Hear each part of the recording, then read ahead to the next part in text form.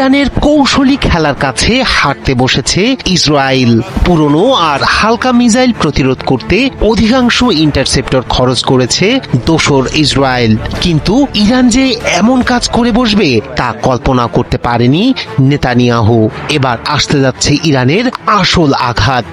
1 টনের ভারী super missile দিয়ে আক্রমণ শুরু করতে যাচ্ছে মুস্তফা খামেনির ইরান, আর আঘাতে মুহূর্তেই গড়িয়ে যাবে ইসরায়েলের গুরুত্বপূর্ণ সামরিক কমান্ড ও স্থাপনা।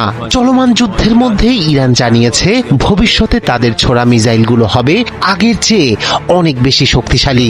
1 টনের কম ওয়ারহেড বহন করতে পারে এমন কোনো মিসাইল আর ব্যবহার করবে না তেহরান। আইআরজিসির অ্যারোস্পেস কমান্ডার মাজিদ মুসাভি হুঁশিয়ার করে বলেছেন, শুধু মিসাইলের শক্তি নয়, বাড়বে হামলার তীব্রতা ও পরিসরও।